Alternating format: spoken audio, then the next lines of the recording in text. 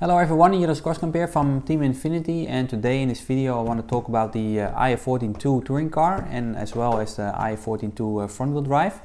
And I want to tell you something about all the eccentrics that we use on the car, such as the shock eccentrics up and down, the suspension block eccentrics, the plastic eccentrics, and as well as all the little shims that you can add on the car. And I want to explain you what it exactly means when you change this shim or eccentric, and also exactly how much it changes, because we have 0.5, 1, we have 0.4, 0.8, etc. So if you have a few minutes, I will show you on the INF1NITY front wheel drive exactly how about the eccentrics and how about all the different measurements and so on. So now looking to the front wheel drive car, it's of course the same front suspension as the touring car, so easy to explain.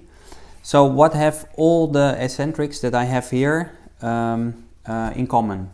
Well, as you know, the plastic eccentrics from the suspension arm, they go by 0.5, so you have 0, 0.5 and 1, so steps of 0.5, and that step actually means 0.5 of a degree. So for example, in the rear, if you want to change the toe in with a step of 0.5, you change a half degree more or less. But basically the size or just the difference in the millimeter is 0.4 millimeter. For example, if you make the car more narrow by 0.5 of a plastic eccentric, it's actually 0.4 millimeter more narrow on one side. Therefore, the aluminium eccentrics on the shock tower and on the lower arm are also made with steps of 0.4 millimeter to basically go the same amount wider or narrower than the plastic lower suspension arm eccentrics. So for example, I would like to make the car wider by 0.5. I make the shock position 0.4 more inside to remain with the same shock position on the car. I will do the same for the front shock tower. The upper part is also steps by 0.4, so I go inside on the lower one, I go 0.4 inside with the upper one to remain the same shock angle. The eccentrics, of course, can also change the roll center, and a 0.5 step is basically a 0.4 millimeter step, and therefore it's another shim are the aluminium plates that you put under the aluminium suspension block, and this block means this is a 0.4 millimeter you add on the roll center. And 0.4 millimeter is basically the same change as if you change the plastic eccentric by 0.5. So 0.4 millimeter is on the plastic eccentric 0.5. I will do pretty much the same with the upper link.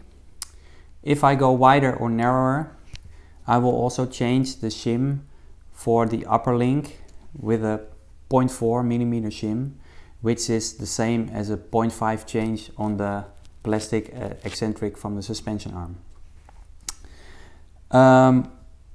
A few more aluminium shims we have, of course, is the small shim, the 0.4, to make the car wider, or you can add or lower the toe in.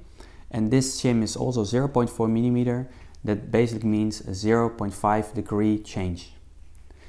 Now we have as an option both the wider, to make the width wider, also by 0.2 millimeter, so you can even more fine-tune your car width and the toe in, and 0.2 means basically 0.25 of a degree.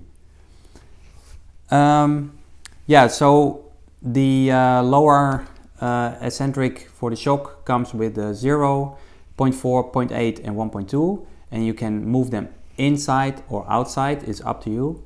As same as for the upper shock tower, it's also 0, 0.4, 0.8, 1.2, and you can flip them so you can move it all the way in and all the way out.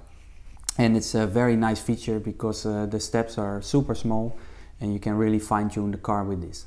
Now I will do a small summary of what I just told you. Again, the plastic eccentrics and the aluminium eccentric parts, they really work together as a team. What I said before, the 0.5 of the plastic eccentric is basically the same as a 0.4 of an aluminium shim. And so you can tune your car absolutely perfect. And with the new ones, that 0.2 millimeter for the roll center and for the width of the car, you can even more fine-tune your width and the toe-in or the roll centers. Well, I hope this was a little bit more clear for you about all the eccentrics that you can use on the IF14-2, and see you next time.